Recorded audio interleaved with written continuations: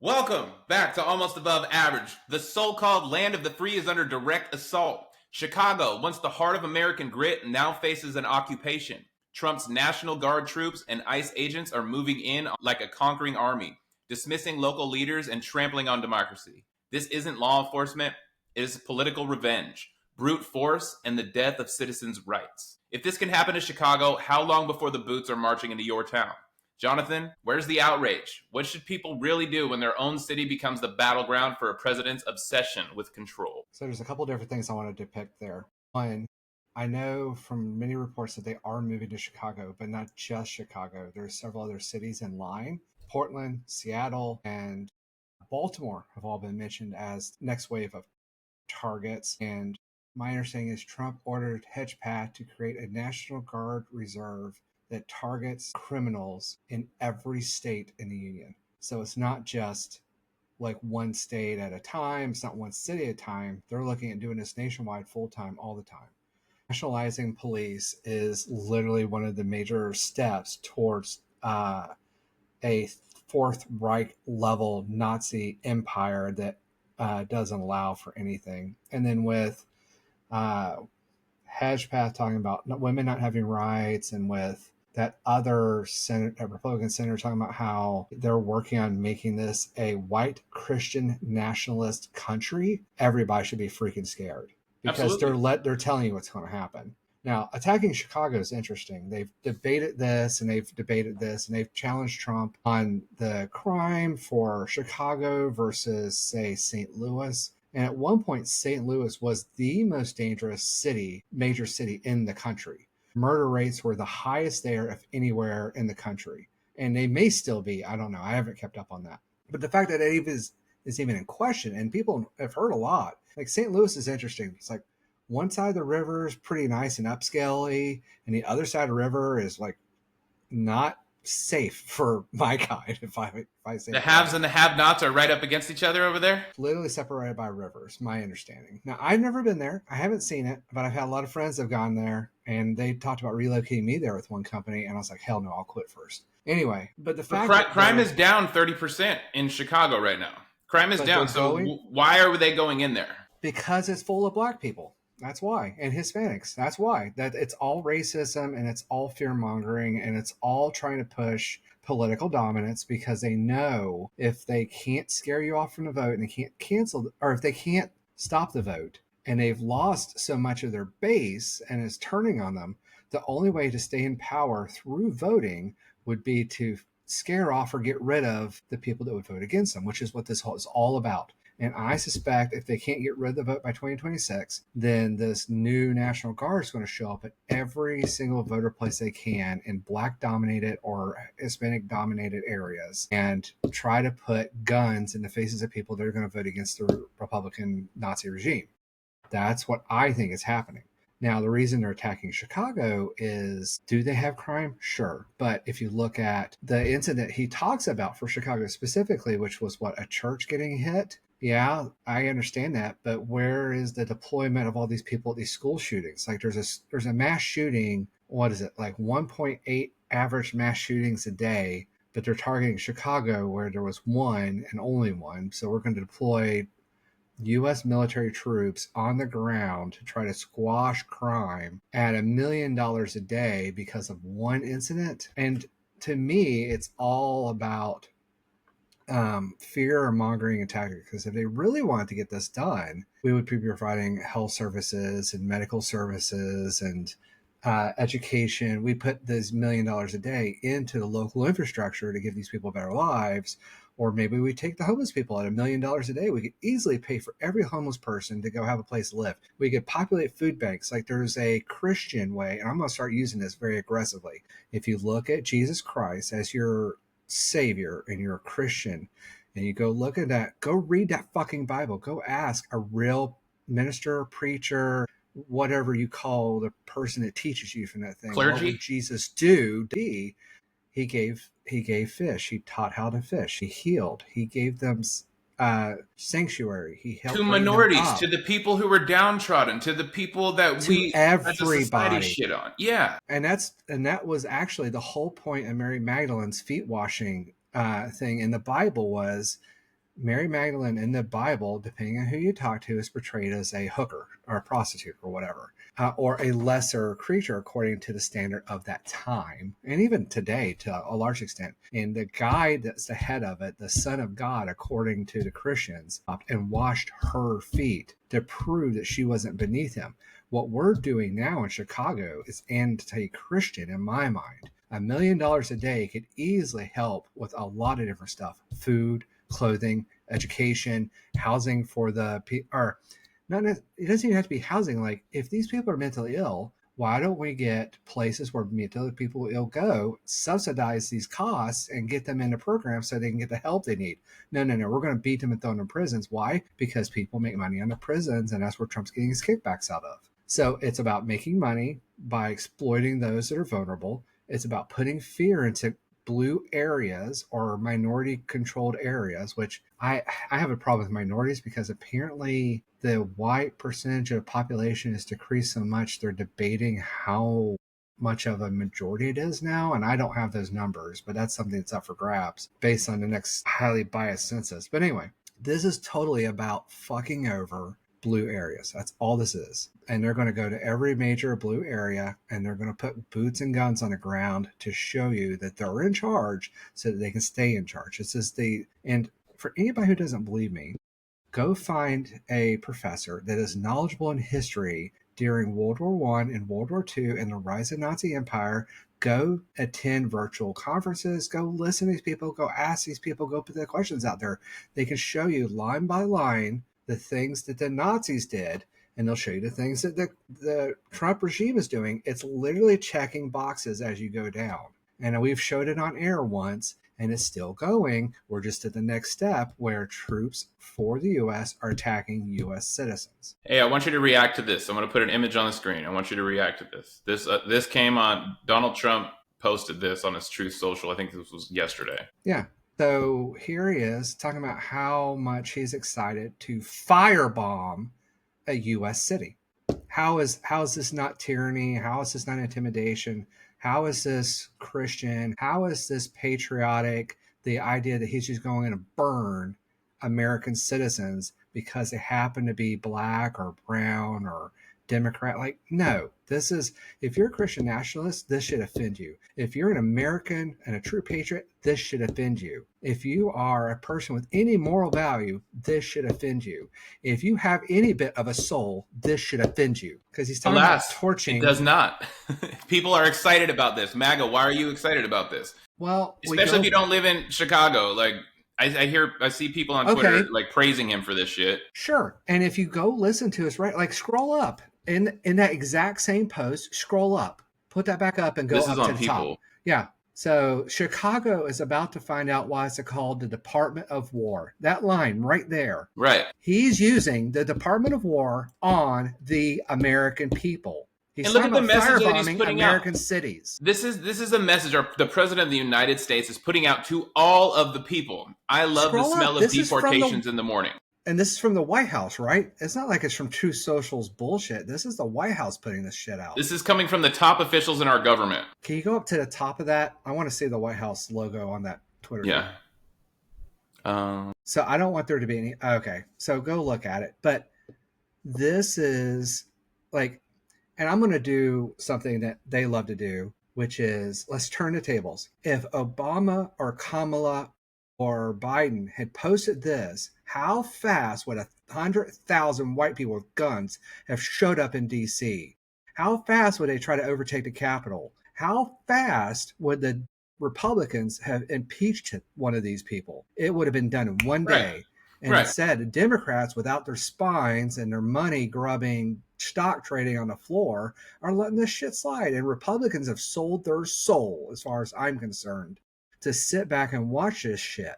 That's horses. And that's from a convicted rapist that is posting this. And a guy that's suspected of doing some bad stuff with underage girls. And that is even getting more aggressive. Like the news on that's coming out more and more and more. He can't deny it. So he's supposedly doing all this stuff and like all the illegal stuff he's doing with making money. And oh man, like this is the most corrupt. Like, oh my God, we're sending in the military. The British over 5%, what was it, 0.5% tax, but we're letting our president put out pictures of firebombing U.S. cities because, I want to own the libs. If you think you're going to own the libs, you're the dumbest person on the planet. And we're sending in the National Guard and military troops into cities for under the guise of crime fighting. Now, let me ask you this. Think about January 6, 2021. And he wouldn't order the National Guard to go help people from breaking the Capitol. Well, even more than that, he could. The reality is he could. He lied to the American people saying he couldn't, but he could. He could have. But because they were doing what he wanted them to do because of what I believe he riled them up to do, he didn't. He didn't. Now, let's change the topic. When the Black Lives Matter movement was in D.C., he got the National Guard going and he ordered them to shoot black people. It's about white versus black. He's okay with the whites doing what he wants. He doesn't like the blacks. He doesn't like the browns. And he's case in point. Fucking die. Did you hear about the Hyundai facility that was raided by ICE? I think there was like several hundred of South Korean immigrants that were hauled out of that. I would love to do a whole segment on that. Let's do that separate. Okay. I want to get back to this. So everybody's like, well, he's cleaning up a city. Okay. What happens when this happens to every city in the U.S.? It's blue, but not red. What if crime rates are going through the roof in red areas, but he's got permanent troops on the ground with guns patrolling blue states and we can't have an election because of it? Or how about when actual citizens stand up to this? And that's the thing I was hearing about was Chicago organized Amendment 2 individuals to go and protest in downtown Chicago. Like, we've all been waiting for an American citizen with a gun to shoot a federal agent. Like, I feel like we're inching closer and closer to this, and I feel amazed that it hasn't happened yet. But I am too. As this continues, like, I can't see it not happening. And as soon as he does that, Trump's going to declare a state of emergency. If anybody's curious about that, go look at the Insurrection Act and go look at his conversation with Zelensky when he was here last. You're having a war and you got to cancel elections? That sounds awesome. I wonder if I can do that. And he starts talking about it. Now, legally, according to the Constitution, you can't. There's nothing in the Constitution that prevents that. Go look it up if you don't believe me. And if you do find it, go post it in a comment. But let's be honest, everything I've seen from every legal expert has said that is not possible. But he thinks, honestly, that he can induct the Insurrection Act, cancel elections, and take out things. Now, he also talked about locking up the mayor of Chicago. Mm-hmm. He's talked about locking up the Democrats in Chicago.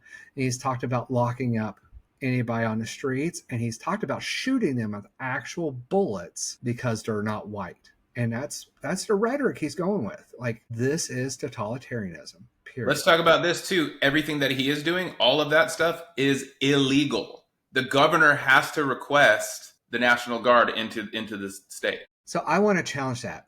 If a law is not enforced, doesn't matter. And what we have found is no, they don't.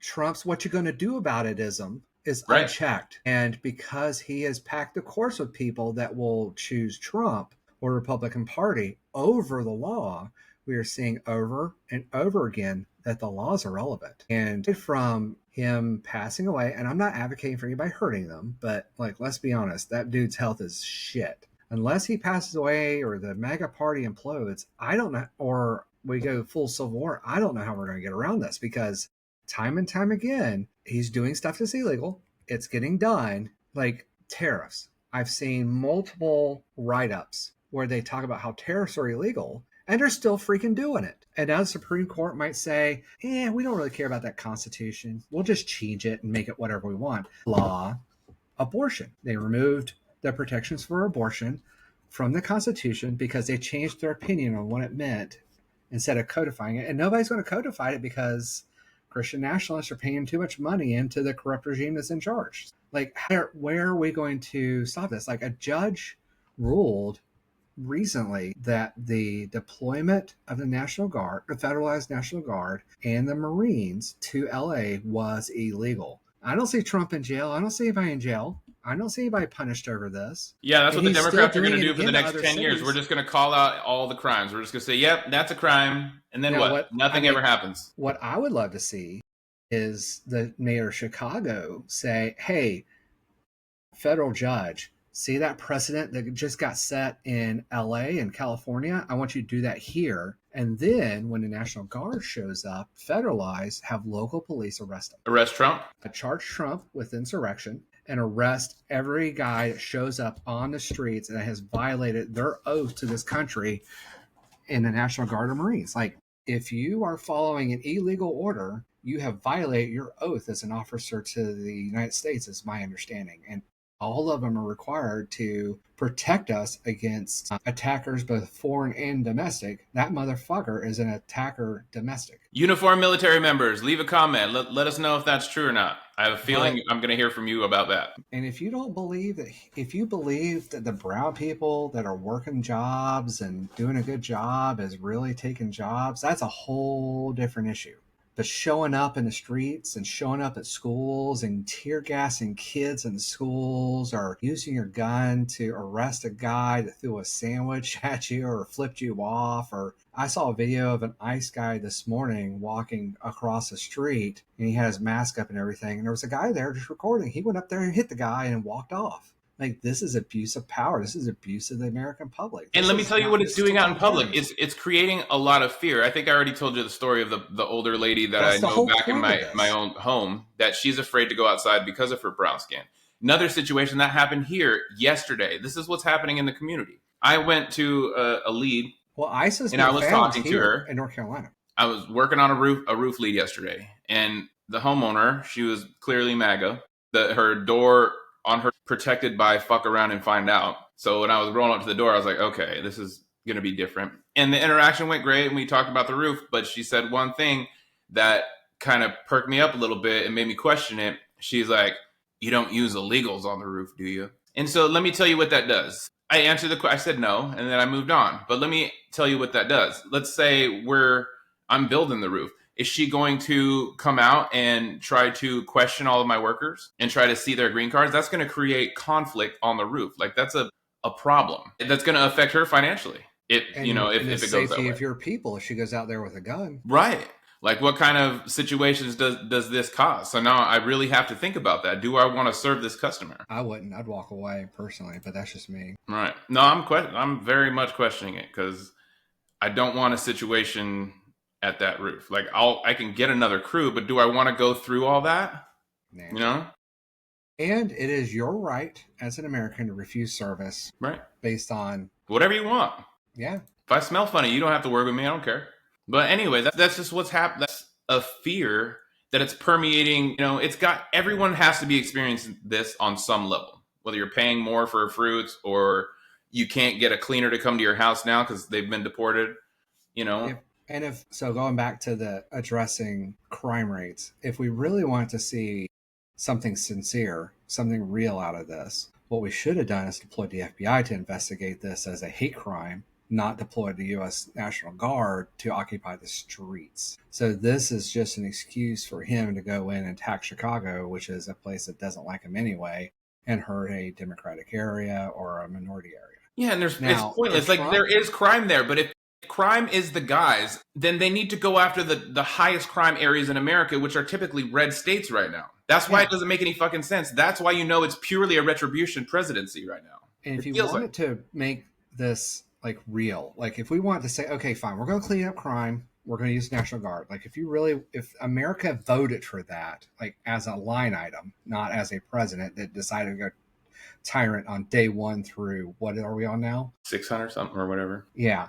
No, it's 90. It's been 10 months, 300 days-ish, something like that. If you wanted to take a chart and show crime levels from the highest to lowest, and you deploy the National Guard to the first one and then the second one, I might be able to give you some credence. But deploying it to Chicago over St. Louis, or deploying it to New Orleans, threatening New Orleans and Baltimore and Portland and Seattle, instead of like St. Louis and Atlanta and Florida and some other areas, then come on.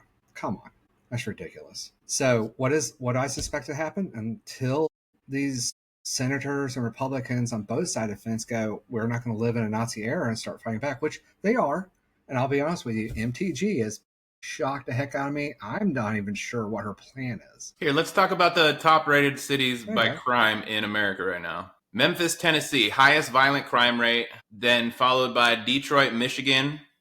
And I haven't heard that the National Guard is being deployed into either of those towns. Baltimore, we just talked about. Okay, I guess that makes sense, but it's number 3. Washington, D.C. is number 4, and they have already been occupied.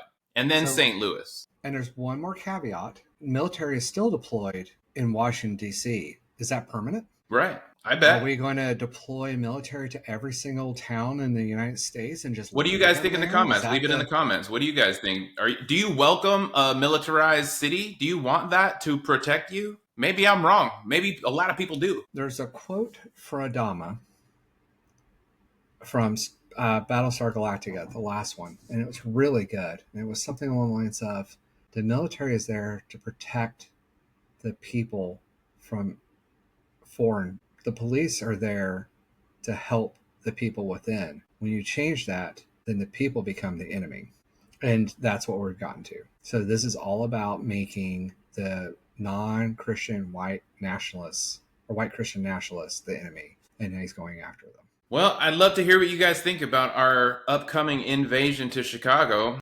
And leave it in the comments and let us know what you think. Yeah, we're going to leave it here, and we'll tag back in with another episode shortly. I'm Chris McIntyre. This is Almost Above Average. That's J. Train McDouglas representing. Peace. Choo choo.